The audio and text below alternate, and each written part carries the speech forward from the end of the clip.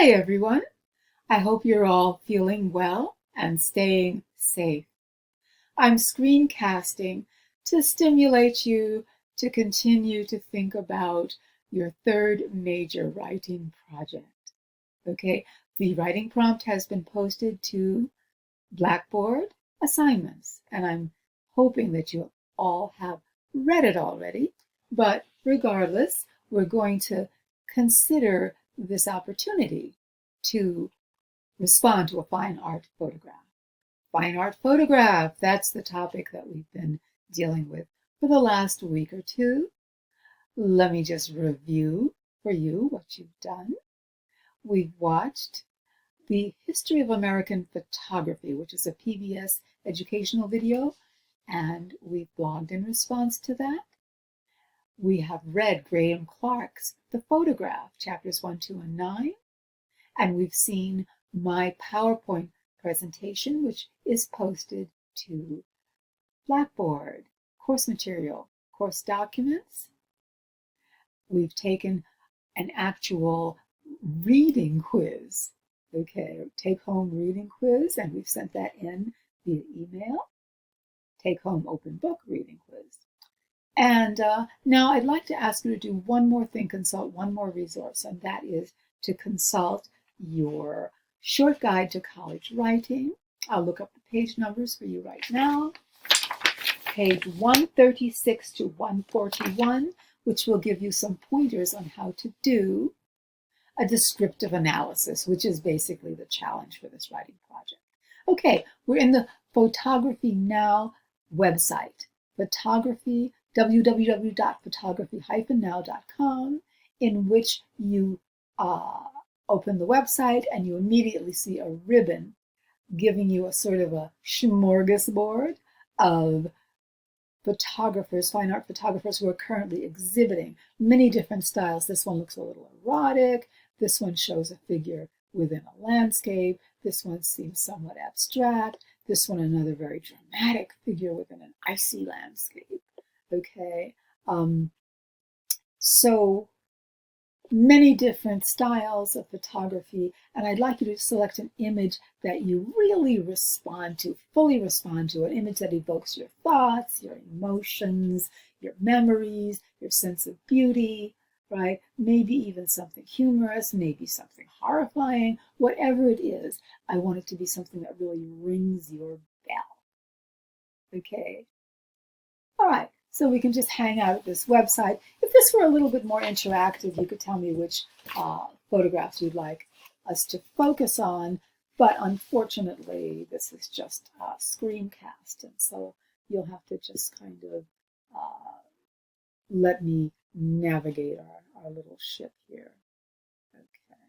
So you can see I'm sure they put these two together just to show you this contrast with this sexy young woman and the older woman who doesn't know not to smoke cigarettes, right?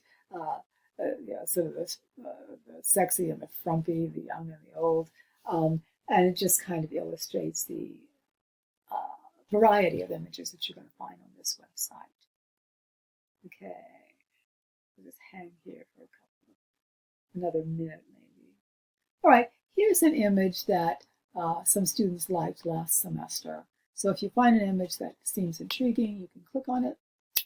You find the name of the photographer, Francois Fontaine. I don't know how to pronounce French. Francois Fontaine. All right, forgive me for that. All right, and here's your description. You say, okay, let's look at this. The first thing you see is that it's a sort of a soft, blurry image, not a very crisp focus. Soft focus. You see the blue and white and brown palette, right? You see that it's a figure within a sort of a natural setting. The sky is encapsulated by a sort of a dark hood within which there is a brilliant light shining and pale blues. The figure has an arm raised toward the heavens and seems to be perhaps holding some gizmo or other with which he is maybe observing the heavens. Maybe it's an imaginary telescope. Or perhaps he's just reaching toward the moon. Okay. But then that's the description. The description then shades into your analysis, right? Why is this image so soft and blurry? What does that convey to you? Here's another image where you can see no human figure, but again, the landscape, the water, right, the forested area, the moon, and this splash of color that seems perhaps like an aurora borealis. So you're going to read about the photographer, get a little bit of a sense of who he is and what he does, and then you're going to carry that a step further and you're going to go to Google Images. So Google Images, okay, Francois Fontaine. Let me go back a bit if I can.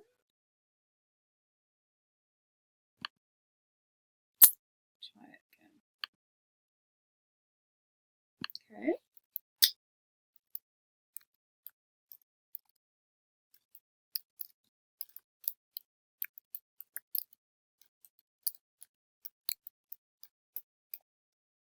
Okay, if that works.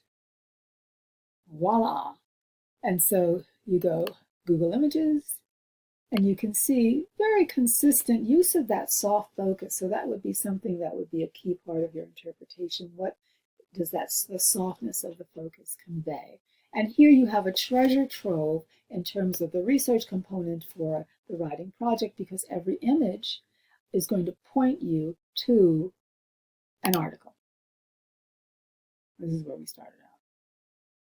So this is going to be very easy to research because we've got the two tools, the Photography Now website and the Google Images with its lead to research, to help you research articles. Of course, you can do it in a more traditional way if that's what you want to do. Go on Google Scholar, go on the Northeastern Library website, but that's not required. Okay, let's look at, let's look at another image that is quite different from the one we just saw. Because here you have, instead of having the soft focus, you have a very sharp, crisp focus. Instead of having figures in a landscape, you have figures within a man-made structure, some sort of room. And the natural quality comes not so much from the landscape as from the beauty of the natural form. This photographer enjoys, her name is Ursula Kaufmann, and she enjoys photographing dancers, figures walking through space, allusion to music with the accordion, dance-like gestures, right? This is a more erotic interpretation of that theme. And then finally, the stampede of dancers, you know, just zooming through this man-made interior, bright colors, sharp focus. So what is your analysis here?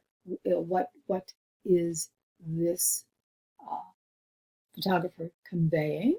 Okay, and you can read up a bit right in this website, or and I would say not or, but and. Let me see where this is. Kaufmann. Bear with me for a moment.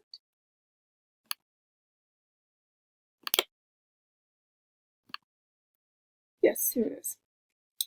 Okay.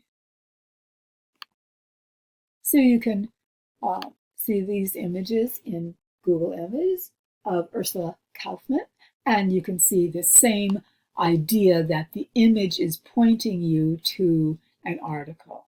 Okay, so that can really help you with your research component. Okay, so the final challenge, you might say, for this analytical essay is to have a dialogue with Graham Clark, the author of the photograph.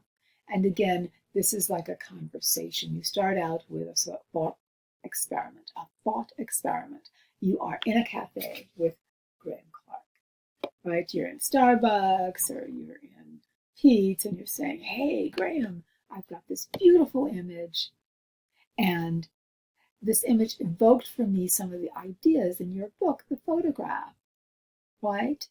For example, you talked about the punctum of a photograph. That is a detail that sort of tears the photograph open to interpretation. So help me find the punctum of this photograph. So that's your thought experiment. Now, you transform the thought experiment into a contextualized citation. So the contextualized citation, you start out with that line of discourse, you introduce the writer to the reader through a signal phrase, you make a verbatim citation, and then you comment on the citation. Okay, so you do that 2 or 3 times to work yourself through this dialogue with the Clark text. Okay, so let me, we have just a few minutes to go of this 15-minute lecture, so let me remind you, right, of the basic components of the analytical essay. You can check out your text, A Short Guide to College Writing. You can check out the writing prompt, which, as I mentioned, has been posted to Blackboard assignments for sort of a bullet-pointed, step-by-step approach to this. But let me just remind you of what we've gone over in class about the analytical essay. Okay, our home in the universe is called the Milky Way galaxy. And the Milky Way galaxy has a center of gravity, which is called a black hole. And around this black hole revolves all the stars and planetary systems. Well, an analytical essay also has a black hole. And the black hole, the center of gravity for the analytical essay, is called the thesis. This is kind of a traditional approach, but I find it to be very useful. The thesis is the main idea, the key concept, the center of gravity around which all of your analysis and narrative writing and descriptive writing and contextualized citation revolves. Okay, all right. So you have a very unified descriptive analysis. We must remember also that we've been doing work with concept mapping, which is a way of organizing your paragraphs. Okay. I mentioned contextualized citation. Don't forget about your introductory and concluding paragraphs. You need a works cited page because you are doing research for this writing project. And most important of all, peer review. Since we're working remotely, so our community of inquiry is not going to be so face-to-face. It's really distant and sort of abstract. So peer review is more important than ever. You know that you upload your first drafts to your Digication ePortfolio in a separate page, and you're going to use those comment bubbles, right, to do your peer review. Peer review is a very, very important component of any writing project, inside or outside of the academy. You really need to workshop it with others. You need to get their feedback. And it's not just a pat on the shoulder, oh, this is so wonderful. It's constructive criticism, because that's what's really going to help your classmate to grow the essay from a good essay to a fantastic, mind-blowing essay. Okay, so remember that constructive criticism. You're going to have to exchange some email, figure out who's going to do your peer review and whose peer review you're going to do, and try to really, really take it seriously. Okay, so that brings us to the end of the lecture. Text me if you have questions or ideas, and try to have some fun with this. Okay, relax and have some fun. So I'll say bye-bye, hasta la vista, sayonara.